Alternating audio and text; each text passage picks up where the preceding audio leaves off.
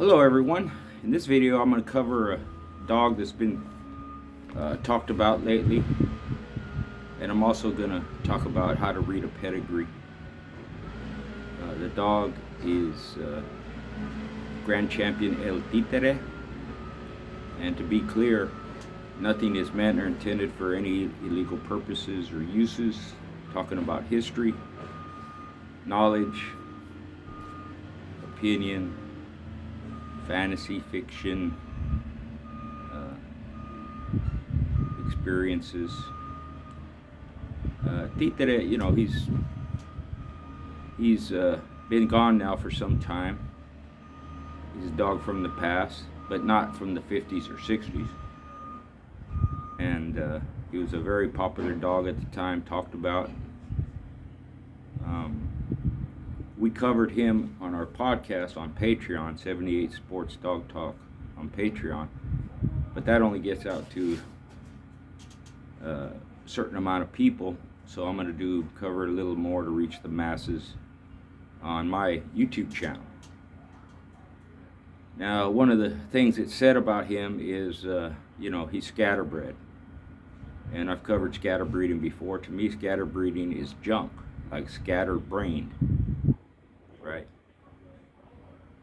Which is different from if you have different outcrosses.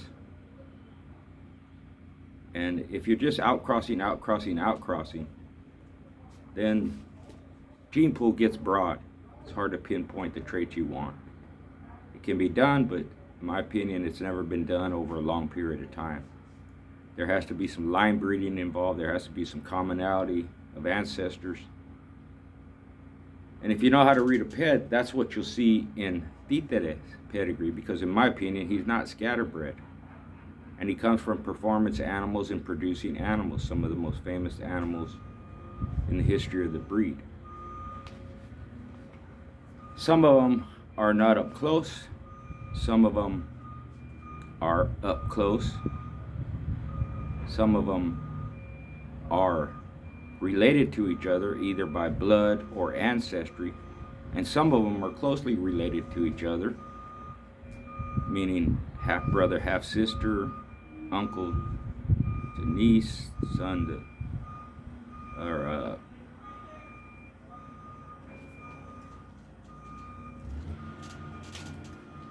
cousins, aunt to nephew, things like that.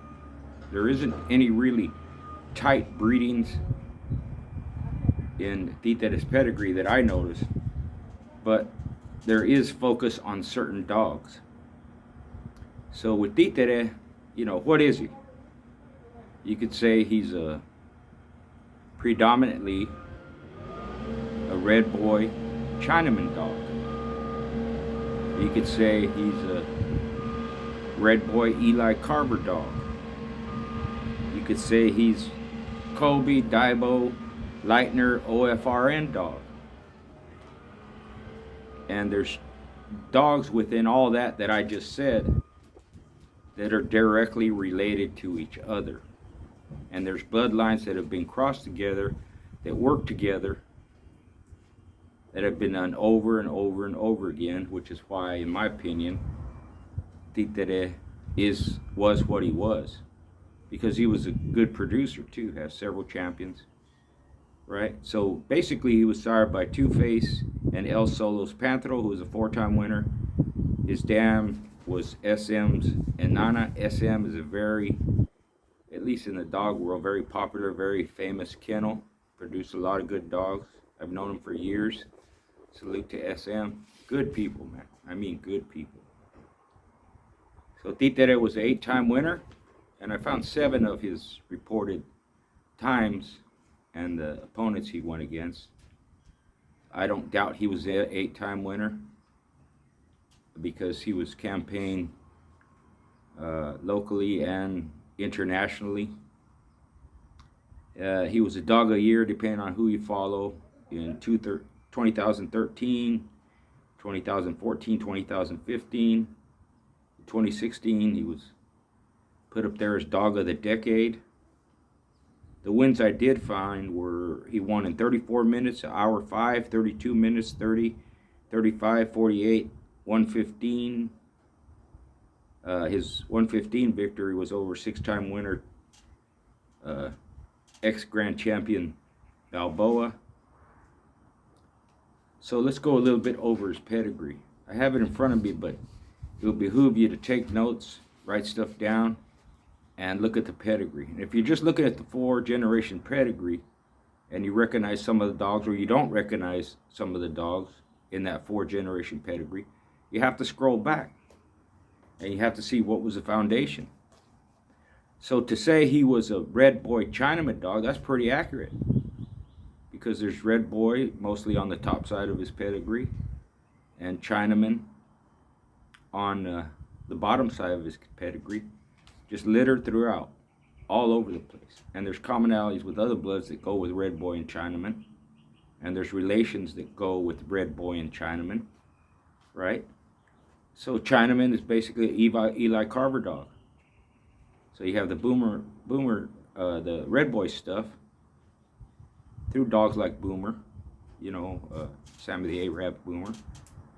And you have the Eli Carver stuff through Chinaman, but other stuff too. I'll go over it. So you have red boy through, like I said, Sammy the Arab's Boomer, which includes dogs like Crenshaw's Hunter Red and WCC's Devil Deacon on the top side, right? And you have that stuff littered all through the pedigree. There's Peaches in there, and you know, heavy. And we know Red Boy himself was heavily inbred. So on each of these dogs that I just mentioned, it's heavily bred Red Boy.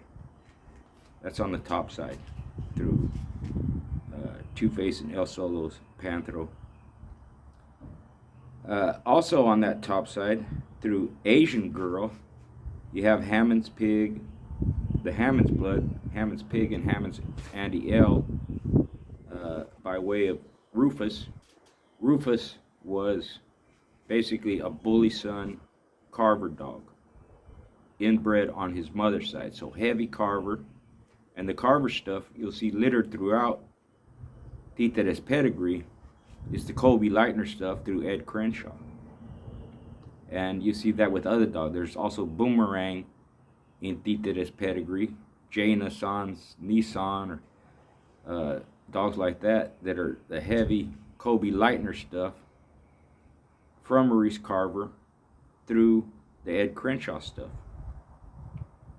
And of course, with the Bully Son stuff in there, you have the heavy Divo, and you have Bully Son Eli Jr. littered throughout the pedigree as well. So also in the Asian Girl's pedigree, you have Chinaman popping up once again. Now through Chopstick, it's predominantly Chinaman. With that, you have Trouble and Molly, heavy snooty blood and Chinaman stuff. There's also some Midnight Cowboy, Paladin, Divine's Patty. So Midnight Cowboy is a son of Bully Son, bred to Long's Baby, and there again you have that old Kobe Leitner stuff through Baby. And also she has Divine's Patty in her. Well, Patty's a sister to Art, or at least she's off of Eli Jr., so there you have the Eli Jr. that goes with the Chinaman stuff again, right? And she's a sister to Art, so there's more Eli Jr. through Patty. Also, and you know, this makes me a little proud, he's got Big Red in him. That does through, you know, bred China dog. So with Big Red, you have the Jeep, which is what? Kobe. Heavy Kobe Leitner through Finley's Bow and Carver's Amber. Some Dibo in there. So you have the Dibo matching up with the Bully Son stuff, with the Rufus stuff, Hammond stuff, and Red Boy. So Big Red was a 3-ray cross, basically. And again, you have that Colby Carver Red Boy breeding, basically, right? He was Jeep, inbred Jeep Miss Rage on the top side. Miss Rage was off of Lapasse's Buster. There you have the bully son to the Carver stuff again, with half Red Boy. He was half Red Boy, right? If you go down to El Mexicano's Beaver, you have Lapasse's Buster. There's that commonality again. Boomerang, who I mentioned, Grand Champion Boomerang. And Niggerino. Niggerino's heavy Art, which is heavy Eli Jr. And you have some Bloody Sunday. Well, Bloody Sunday is off of Bully Son with some more Carver stuff on her bottom side. And when you're talking about Carver, Carver's basically Kobe Leitner, later added Daibo, Bully Son, Eli Jr., that kind of stuff, right? Also Tudor Spike, Black Widow, right? It's all related, and it's all breedings that have been done before.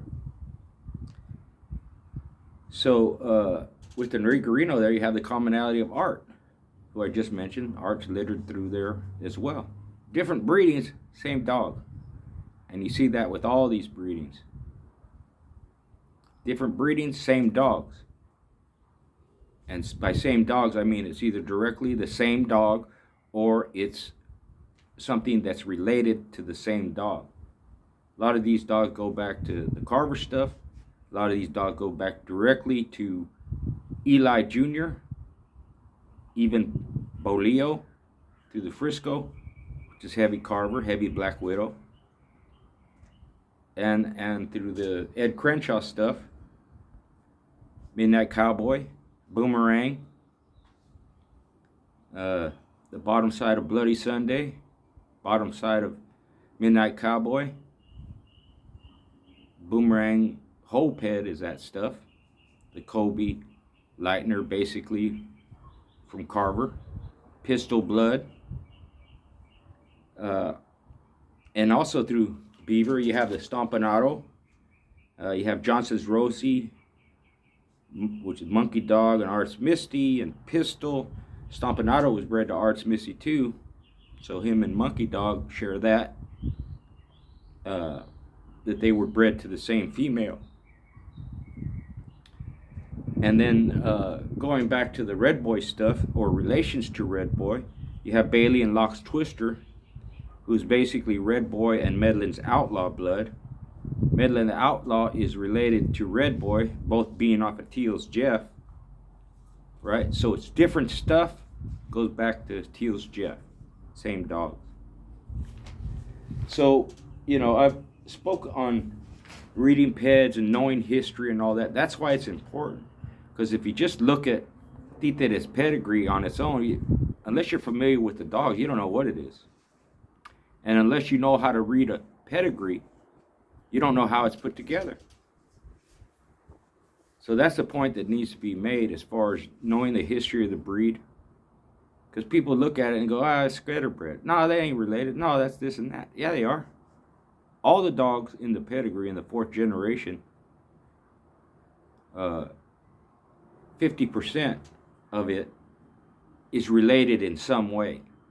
The other 50% is related in some way.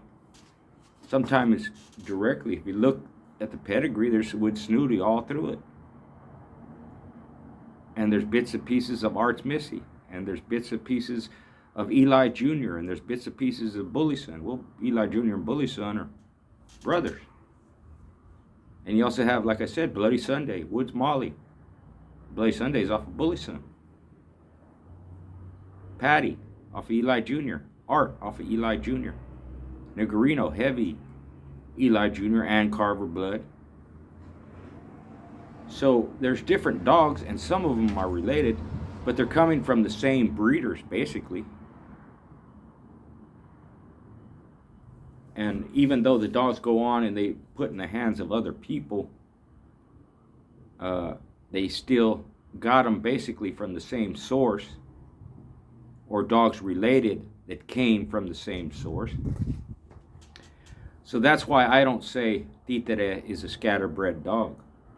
There's too many commonalities. There's too many relatives in there. Whether you know it or don't know it, just go back and look. And if you were to take and write down which dogs are in there more than a few or several times, and which dogs are related to those dogs, you're going to find there's a lot of them. And if you're talking about Red Boy, if you believe his pedigree being pure Colby, well, a lot of the Carver stuff was Colby, Leitner blood. And when you see some OFRN stuff in there, usually goes back to Leitner. It has Leitner in there somewhere. And, Colby incorporated that into his blood. So it's in the Colby blood. It's in the Carver blood. And when you have heavy Dibo, whether it's through Bully Son or or Rufus or Midnight Cowboy, even has some Bolio in there. You have Frisco. Take the Bolio stuff. It's heavy Dibo, Black Widow. Anywhere you see a pedigree generally has Black Widow. There's going to be either in that pedigree, it's going to be Dibo Black Widow, Spike Black Widow, Kern's Lucky Black Widow. And if you put that with the Trahan's Rascal stuff, well, Trahan's Rascal and Dibo are half brothers. So you see that in there too. So it's not just putting a bunch of dogs together without any form or function. It's heavily thought out. What works with this? What works with that? Do I like this dog? Does it fit the standard? That's what these breeders are doing. They're choosing that. Why would they put the Medled's Outlaw stuff with the Red Boy blood? Because it's related? Yeah. Because they're good dogs? Yeah. Known for their gameness? Yeah. So it's both. It's generally not one reason. They could have just looked at them and liked the styles. Maybe the people that put those peds together didn't really understand pedigrees. But for some reason, they saw similarities in them. And I'm just hypothesizing, I don't know. And they liked the way they worked. They liked the way they performed. They saw similarities in them. Put them together. Now, not only breeding like that begets like, but you have commonalities in the background. And anytime you put Chinaman, Stompanato, Monkey Dog, Snooty, Boomerang, Nassan, Arts Missy, all these dogs together, a bunch of Carver dogs. And when Carver incorporated the Eli, quote unquote Eli, through Bully Son and Arts Missy, Black Shine, and Art and all that stuff, all he was doing was making a Dibo Colby cross, Dibo Colby Leitner cross, if you want to put it that way. The old rugged cross works. And going back to the time, why did they choose particular dog? Because they saw them perform. They liked the way they performed. So they were going to incorporate them into their blood. Not just because of the pedigree. Maybe in spite of the pedigree. They liked the way the dog performed. Heavy mouth, rugged, durable, thick bone, big teeth. They're looking at these dogs. They're visiting yards, talking to people. They're networking, getting testimonials. And they see them. It's hard to get much better than Spike. It's hard to get much better than Eli Jr. It's hard to get much better producers than Stompanato and, Hammond's Rufus, along with Boomerang. And even the ones that weren't bred a lot, like Bloody Sun, they still produce good dogs, coming off good dogs. Or the not-so-familiar ones, Long's Baby, Long's Tuffy, Red Buck, those. Good dogs, good producers. Even though they're not so heavily in there. And you even have Paladin in there. Well, what's Paladin? Heavy Carver dog. Heavy Colby Leitner. Hard-mouthed dog. put the Paladin with the Bully Son or the Eli Jr. or the Niggerino or the Stompanato, you're going to have mouth. It's almost inevitable. So they're looking at the traits. They're looking at the dogs perform. They were looking at the pedigrees, and they had to know which dogs were which and how they were bred, so that it made sense to them to breed these dogs together, which is different than just putting a bunch of dogs together that you know very little about, and you don't know any history of them. You don't know the performance behind them. That's scatterbreeding. People throw that word out too often because they don't know how to read pedigrees. They're not familiar with the dogs.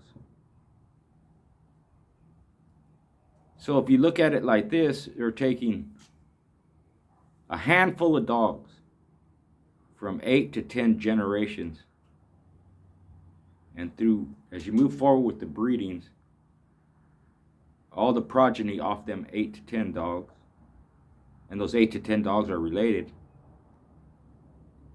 in some way, or the crosses have been made before, but you're putting them all together as you move forward. All the name change, all the breeders' name change, all the dogs' names change.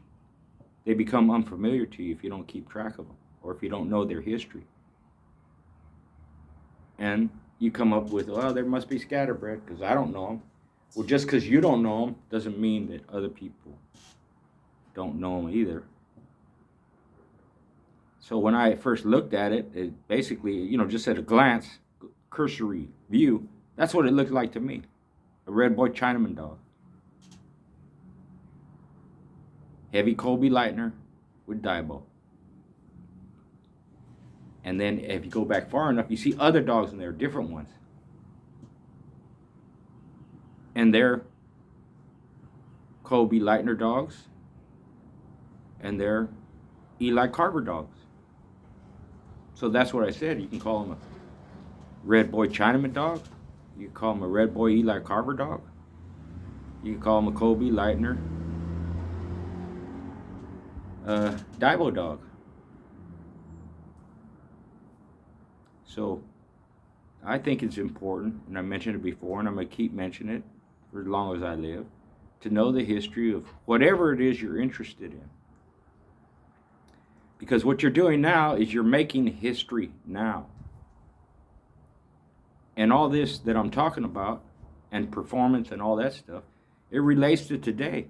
Because of the atmosphere today and the way things are, people are taking the breed and using it for non-illegal things. Well, the history and performance still matters in that respect, because you're trying to produce athletes. And if you don't know where they came from, you don't know what to do with them now that you have them here. But history is being made right now. At some point after I'm gone or before I'm gone, people are going to be talking about the dogs today. And they do talk about the dogs today. But what I get back is that people that own the dogs themselves are asking me about their own dogs, and I can't help them. I can go back far enough and tell them the foundation of their stuff or where it came from. But if you don't know your own dogs or the dogs behind them in the first 4 generations, then you need to do some more studying. And, I'm not very technical, but even I know if you press here and you go back, it's going to go back another generation, and then it's going to show me some dogs that I might know. And if I go back farther than that. So in my mind, even though I'm clicking back and going here and there, I can keep it in my mind what dogs they are, because I've done so much studying and I know so much history that I can put it together in my head and figure out that it's 2 or 3, maybe 4 different families of dogs or different bloodlines or different combinations that were put together. That's why they did it. This works with that. That works with this. These 2 have been done before. And all they did moving forward was repeat the same things over and over and over again. That's why you see Chinaman throughout the pedigree. That's why you see Red Boy throughout the pedigree. That's why you see Teal's Jeff throughout the pedigree through the Medlin's Outlaw. That's why you see Carver all over the place. Whereas through Molly, Snooty, Bloody Sunday, Midnight Cowboy, Stompanato, Rufus on the bottom side. It's all Carver stuff. So if you look at the Carver stuff and you don't know what it is, it doesn't matter. Or it's been lied about and cheated and faked, this and that. It doesn't matter. It's a Carver dog. He's the same dog. So it might not be off a pistol, but whatever it is, it's going to be related to pistol. Might not be off a bully sin, but whatever it is, it's going to be related to bully sin because he had them all in there, different breedings. And if it's totally not his stuff, I guarantee it's going to be some Kobe Lightner stuff or some other Daibo stuff. You know, kind of the same stuff, just different names. So just to reiterate,